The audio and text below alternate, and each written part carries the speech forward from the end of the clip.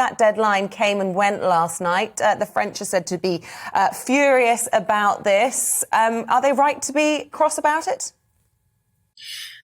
Yes and no. There's supposed to be some easing of the licenses given to French fishermen, but the real problem is that Jersey is still holding on to the fact that the fishermen who are not getting licenses, and they're actually, those permits, they're not given to boats, they're not given to people, they're given to boats, and they say they cannot prove that these boats were there in the past 10 years, even 1 week a year, and therefore we can't, it's not a precedent, and they say that they've already granted licenses otherwise, but that one doesn't work. And it's a bit of a giant game of chicken, really, because there aren't that many licenses and the boats are very small.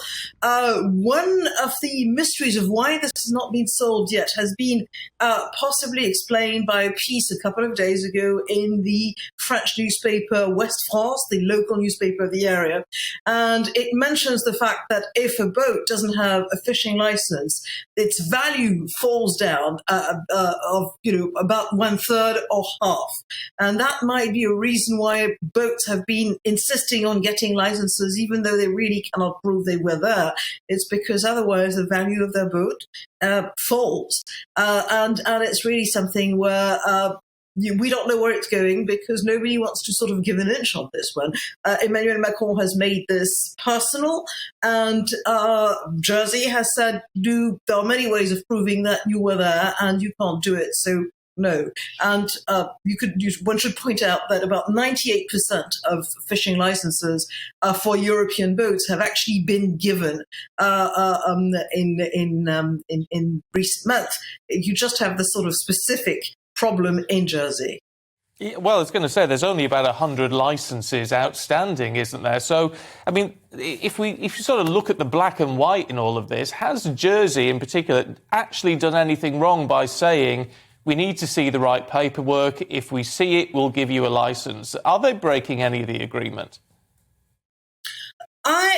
To be honest, I wasn't privy to the details of the agreement. They have certainly not broken the terms of the agreement. They are in the right. On the other hand, I don't know what negotiations, or rather no negotiations, have been taking on behind doors.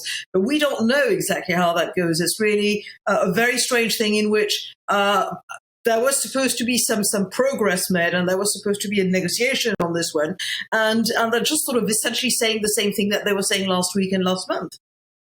How much do you think all of this is playing to domestic audiences? We know, of course, Emmanuel Macron is trying to look tough ahead of his election in April. This plays very well to his electorate. In that regard, do you think it's unlikely to be resolved anytime soon? Normally I would say this is going to be resolved because it makes absolutely no sense, and some sort of agreement must be found, midway.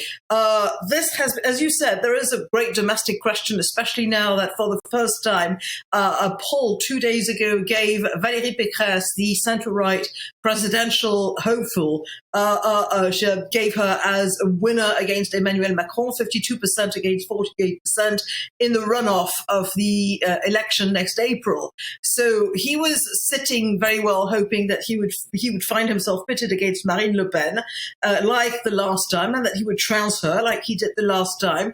And first you had the hard right, a sort of new maverick candidate, Éric Zemmour, sort of making inroads.